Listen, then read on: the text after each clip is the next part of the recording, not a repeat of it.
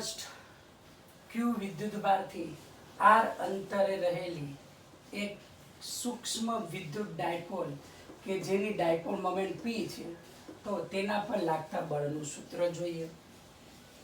તો એ પ્લસ ક્યુ ચાર્જ છે, એનાથી આર અંતરે પી ડાયપોલ મોમેન્ટ ધરાવતી નાની ડાયપોલ મૂકેલી છે. તો ડાયપોલને કારણે આર અંતરે વિદ્યુત ક્ષેત્રની તીવ્રતાનું સૂત્ર છે 1/4πε0 2p/r³ into p cap equal to 2kp/r³ p cap છે. તો વિદ્યુત ક્ષેત્ર E equal to 1/2πε0 p/r³ થશે. તેથી આને કારણે આના પર લાગતું બળ તો F equal to Q into E થશે. ઓકે, તો Q into E equal to 1/2πε0 qp/r³ થશે. તો મીન્સ કે વિદ્યુત ક્ષેત્ર ગુણ્યા વિદ્યુત ભાર એટલે આપણને શું મળે છે? બળ મળે છે. હવે આ પોઝિટિવ છે, આ નેગેટિવ, અહીંયા પોઝિટિવ, આ બે વચ્ચે શું થશે? એટ્રેક્શન થાય. બીજું આપણે વિકલન દ્વારા પણ આપણે કેલ્ક્યુલેશન કરી શકીએ છીએ. ઓકે, ચાલો નેક્સ્ટ. એમ દળ ધરાવતા બે નાના ગોળા પર પ્લસ ક્યુ અને માઇનસ ક્યુ વિદ્યુતભાર છે, જેને એલ લંબાઈના દળ રહિત સળિયાના છેડા પર રાખેલ છે, જેની વિદ્યુત ક્ષેત્ર E સાથે થીટા કોણે રાખેલ છે, જે થીટા વેરી સૂક્ષ્મ એટલે નિયર અબાઉટ 0 લઈએ તો ડાયપોલના આવર્તકાળનું સૂત્ર આપણે મેળવવાનું છે. એલ લંબાઈનો સળિયો છે, થીટા કોણે રાખેલો છે, આ બે ગોળાઓ છે, દળ એમ છે. તો ડાયપોલને સમાન વિદ્યુત ક્ષેત્રમાં મૂકીએ તો તેના પર લાગતા ટોર્કનું સૂત્ર torque equal two P cross E છે. તેનું મૂલ્ય torque equal two P sin theta. Theta સૂક્ષ્મ હોય ત્યારે P ઇન્ટુ થીટા. ક્ષેત્રને સમાંતર અવસ્થામાંથી વિરુદ્ધ દિશામાં થીટા કોણે કેટલું કાર્ય કરવું પડે? આ ટોર્ક જેટલું. તો torque equal to minus p theta લખીએ, ક્ષેત્રની વિરુદ્ધ. તો સાઇન થીટા નિયર અબાઉટ અહીંયા થીટા લીધેલું, બટ ટોર્ક ઇક્વલ ટુ શું છે?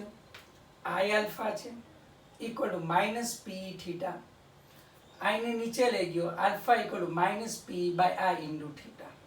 આને કમ્પેર કરીએ, a equal to minus omega square y સાથે કમ્પેર કરો તો omega square equal to p by I, omega equal to under root p by I થશે.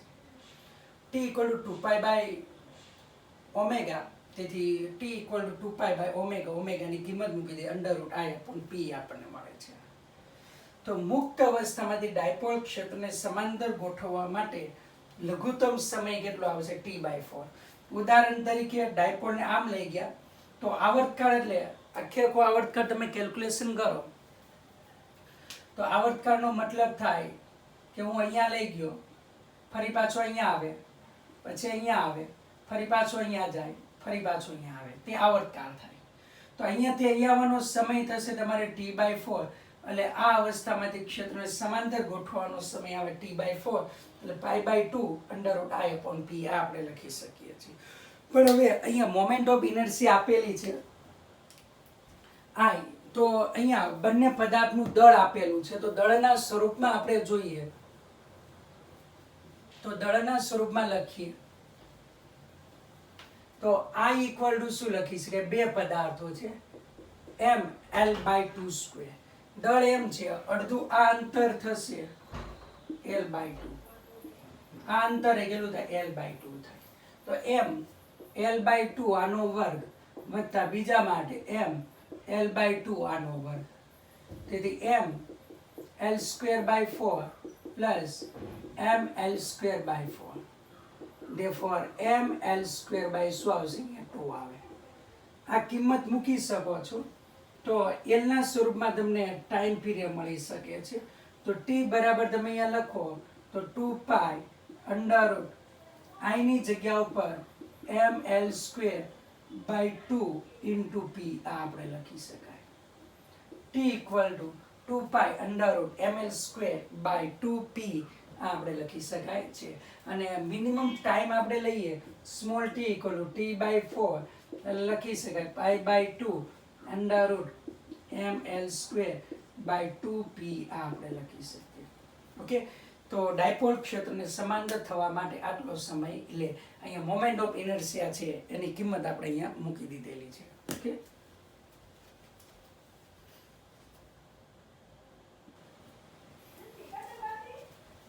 ચલો, અસમાન વિદ્યુત ક્ષેત્રમાં વિદ્યુત ડાયપોલ પર લાગતા બળનું સૂત્ર અથવા વર્તણૂક. અસમાન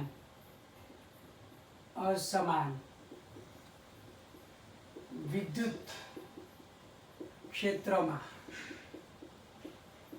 વિદ્યુત ડાયપોલ પર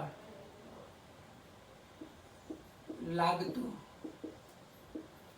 બળ અથવા તો અસમાન વિદ્યુત ક્ષેત્રમાં વિદ્યુત ડાયપોલની વર્તણૂક લઈએ. ડાયપોલની વર્તણૂક તો લઈએ અસમાન વિદ્યુત ક્ષેત્ર. તો હવે અહીંયા લઉં 2 ડાયમેન્શનલ લઉં. વિદ્યુત ક્ષેત્ર છે એ અંતર સાથે વધતું અથવા ઘટતું લઈએ છીએ. તો વિદ્યુત ક્ષેત્ર હું અંતર સાથે વધતું લઉં છું. અસમાન વિદ્યુત ક્ષેત્ર છે. અહીંયા હું વિદ્યુત ડાયપોલ ને મૂકું. પ્લસ ક્યુ ચાર્જ છે, માઇનસ ક્યુ ચાર્જ છે. આ આવશે 2L અથવા 2A. ઓકે, તો અહીંયા આપણને અહીંયા માઇનસ ક્યુ આગળ વિદ્યુત ક્ષેત્ર હું ધારી લઉં કે E છે. કેટલા અંતરે છે? x અંતરે. પ્લસ ક્યુ આગળ વિદ્યુત ક્ષેત્ર, તો આ અંતર વધારાનું છે ડેલ્ટા x, એટલે અંતર સાથે વધે તો E પ્લસ શું લખાય? Delta E. ચેન્જ થાય છે, વધતું જાય છે. E plus delta E. તો અહીંયા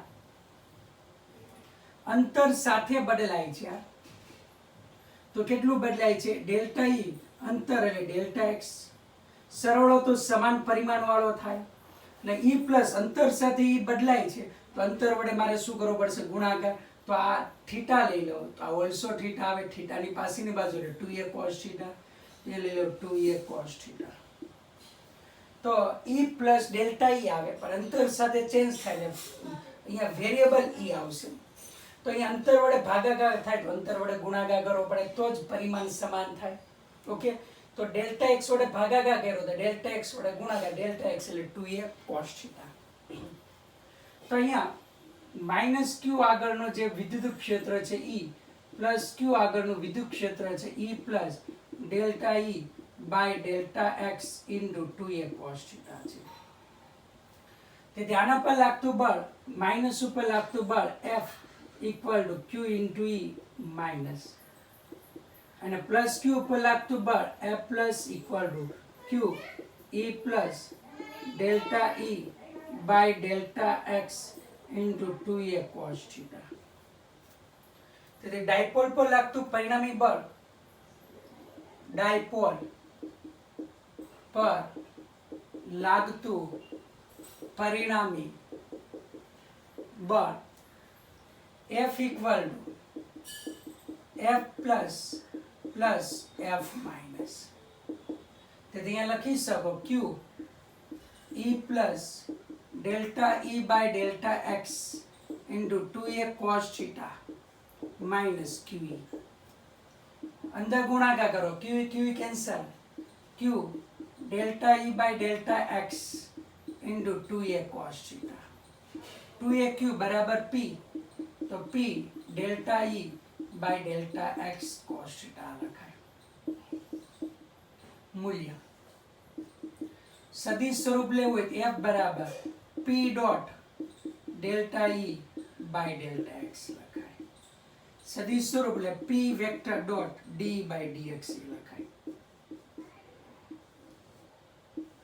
આ મૂલ્ય સ્વરૂપ છે. આ સદિશ સ્વરૂપ મીન્સ કે સમાન વિદ્યુત ક્ષેત્રમાં વિદ્યુત ડાયપોલને મૂકીએ તેના એ રેખીય ગતિ પણ કરશે અને ચાક ગતિ પણ કરે. કારણ કે આના પર બળ ક્યાં લાગે? આ ડિરેક્શનમાં, આના પર આ, એટલે ચાક ગતિ પણ કરવાનું છે. તો અહીં આપણે લખીએ છીએ કે રેખીય અને ચાક ગતિ કરે. પરંતુ બંને બળોનું મૂલ્ય જુદું જ વિરુદ્ધ દિશામાં છે, એટલે એના પર શું લાગશે? ટોર્ક લાગે, અને એક રેખસ્થ નથી. અને ચાક ગતિને કારણે ડાયપોલ ક્ષેત્રને સમાંતર ગોઠવાય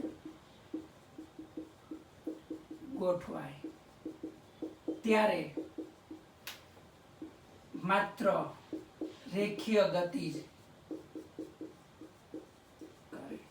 ઓકે, કે જ્યારે ડાયપોલ ક્ષેત્રને સમાંતર ગોઠવાઈ જશે ત્યારે ટોર્ક શૂન્ય થશે, ત્યારે માત્ર કેવી ગતિ કરશે? રેખીય ગતિ જ કરશે. આ આપણે યાદ રાખવાનું છે કે ડાયપોલને અસમાન વિદ્યુત ક્ષેત્રમાં મૂકવામાં આવે ત્યારે એના પર શું લાગે છે? બળ અને ટોર્ક બંને લાગે છે, પણ ટોર્કને કારણે ક્ષેત્રને સમાંતર ગોઠવાશે ત્યારે માત્ર કેવી ગતિ કરે? રેખીય ગતિ જ કરશે, અને ક્ષેત્રની દિશામાં આટલું રેખીય બળ લાગે છે, P d/dx cos θ.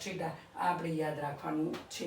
જો ક્ષેત્ર ઘટતું હોય તો માઇનસ, ક્ષેત્ર વધતું હોય તો કેવું લેવામાં આવશે? પ્લસ લેવામાં આવે. આ આપણે યાદ રાખીશું.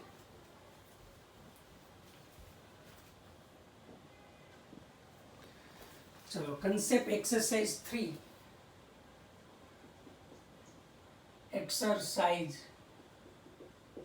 3.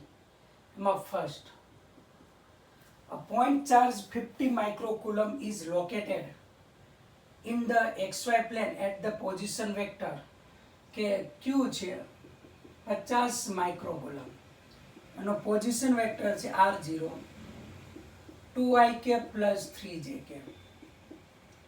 The electric field at the point of position vector, તો આ r સ્થાન સુધી ધરાવતું બિંદુ 8i cap minus 5j cap metre આગળ તમારે શું જોઈએ? વિદ્યુત ક્ષેત્ર જોઈએ છે.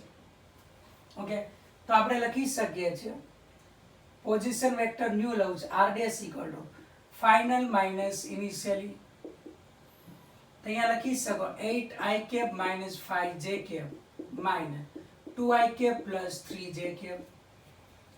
તેથી લખી શકો 8 minus 2 એટલે 6i cap minus 5 minus 3 એટલે minus 8j cap. આ આપણને મળે. હવે તમે અહીંયા જોઈ શકો છો આ આપણને મળ્યું. તેથી વિદ્યુત ક્ષેત્ર E equal to kq upon r dash square into r dash cap. તેથી kq upon r dash cube into vector સદિશ r dash. કિંમત મૂકીએ 9 ગુણ્યા 10 ની 9, q બરાબર 50 માઇક્રોકુલમ, 5 ગુણ્યા 10 ની માઇનસ 5 કુલમ, 5 ગુણ્યા 10 ની માઇનસ 5 કુલમ. r ડેશ એટલે આનું મૂલ્ય લઈ લઈએ તો r ડેશ મૂલ્ય એટલે ઘટકના વર્ગના સરવાળાનું વર્ગમૂળ, 6 નો વર્ગ વત્તા માઇનસ 8 નો વર્ગ બરાબર 10 મીટર. અહીંયા લખી શકાય 10 આનો ઘન, r1 dash એટલે 6i cap minus 8j cap. Therefore E equal to અહીંયા આપણે લખી શકીએ છીએ 9 into 5 45 into 10 ની 3 એટલે અહીંયા 6 વધે, 6 minus 5 એટલે 1 વધે. કોમન અહીંયા 2 કોમન લઈ લો, 2 અહીંયા આવશે 3i cap minus 4j cap. 45 ગુણ્યા 2 એટલે કેટલું થાય? 90. 90 એટલે અહીંયા આવશે 900. 3i cap minus 4j cap volt પર મીટર અથવા ન્યૂટન પર કુલમ. આ આપણને મળશે. ઓકે, ચલો concept એક્સરસાઇઝમાં 2. Two concentric ring, one of radius r and total charge capital Q. Okay, બે રિંગ છે. એક રિંગ છે આની રેડિયસ r, ટોટલ ચાર્જ આના પર કેટલો છે? Q. બીજી રિંગ છે એની રેડિયસ છે 2r અને ચાર્જ છે આ રેડિયસ છે 2r, આનો ચાર્જ છે માઇનસ √8 into Q. ઓકે, તો આ બે સમકેન્દ્રીય રિંગ છે. The common center of the ring lies at the origin and common axis coincide with the z axis છે. The charge is uniformly distributed on both ring. At what distance from origin is the net electric field on the z axis is 0. તો આ z અક્ષ ઉપરના કયા અંતરે વિદ્યુત ક્ષેત્ર resultant 0 હોય? તો આ આપણે લઈએ છીએ z.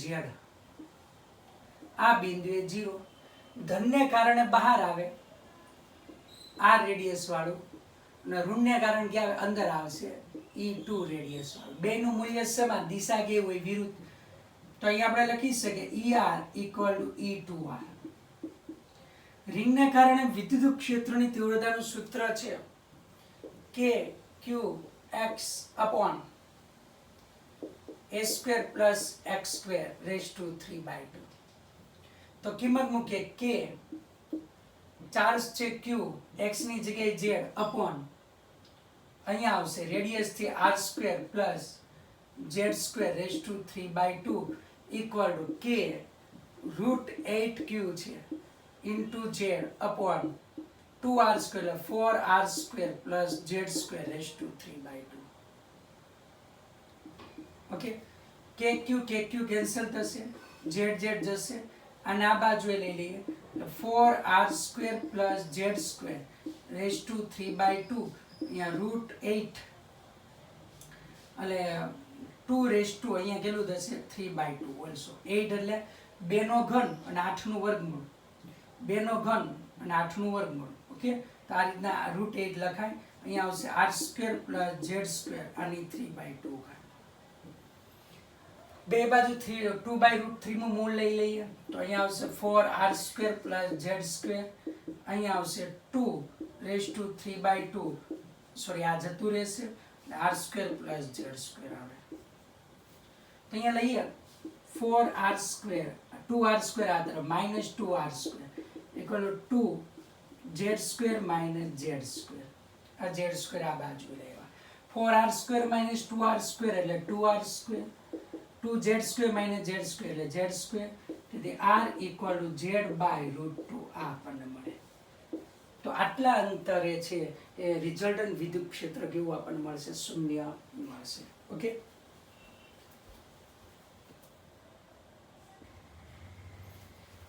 Third, particle of mass m equal to 2 kilogram, charge q equal to 1 millicurie 10⁻³ coulomb, projected vertically with velocity, initial velocity આપેલી છે 10 meter per second, uniform horizontal electric field E equal to given 10⁴ Newton per coulomb. વિદ્યુત ક્ષેત્ર આ દિશામાં છે અને ચાર્જને ફેંકે છે આ રીતના. ઓકે, તો તમને કીધેલું છે ફાઇન્ડ કરવાનું કીધેલું છે કે મહત્તમ ઊંચાઈ પ્રાપ્ત કરવા માટે લાગતો સમય. તો અહીંયા આપણે લખી શકીએ છીએ અને તે ઉપરાંત કુલ ઉડ્ડયન સમય તે પણ કીધેલો છે. તો ફેંકો ઉપર ફેંકો છે, ગતિ આ રીતે કરે છે તો ઉપર ફેંક ઉપરથી નીચે આવવા માટેનો સમય એટલે કુલ ઉડ્ડયન સમય તો t equal to ઉપર જવા માટે u/g, નીચે આવવા માટે ફરી પાછું u/g એટલે 2u by કેટલો આવે g 2, u કેટલું છે 10, g કેટલું છે 10, તો કેટલા આવશે 2 સેકન્ડ. બીજું લઈએ મહત્તમ ઊંચાઈ ઉપર ફેંકેલો છે એટલે h equal u²/2g, u 10 નો વર્ગ છેદમાં 2 × 10 તો કેટલા આવશે 5 મીટર. હોરિઝોન્ટલ રેન્જ તો સમક્ષિતિજ દિશામાં આ વિદ્યુત ક્ષેત્ર છે એને કારણે ગતિ કરશે. તો આપણને ખબર છે x equal to v0t plus 1/2 at², પણ x અક્ષની દિશામાં ઇનિશિયલ વેગ 0 છે પ્લસ 1/2 બળ કેટલું લાગશે, પ્રવેગ કેટલો, a equal to qe by શું આવશે m, તો qe by શું આવશે અહીંયા m × t². q કેટલું છે, q બરાબર 10⁻³ e બરાબર 10⁴ દળ બરાબર 2 અને t બરાબર મેળવ્યું છે 2 નો વર્ગ. 2 નો વર્ગ 4 4 ગયા તો અહીંયા આવશે 10 આવશે. x equal to 10 metre. સમક્ષિતિજ દિશામાં આટલું અંતર કાપે. ચોથો, light weight particle of charge plus q is fixed. અહીંયા છે એક છેડા પર q is fixed at one end of the electric. One end કેવો છે fix. Insulated uniform elastic rod of nature length L. Cross section area A છે. Cross section area A. Young modulus Y છે. Uniform electric field આ ડિરેક્શનમાં છે. તો neglecting gravity and find the magnitude of extension in this rod. Extension કેટલું, લંબાઈમાં કેટલો ફેરફાર વધારો થાય, મેક્સિમમ એક્સટેન્શન કેટલું થાય.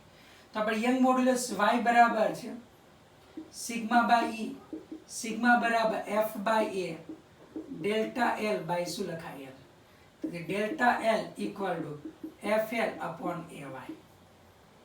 તો અહીંયા હું સ્મોલ એલિમેન્ટ લઈ લઉં,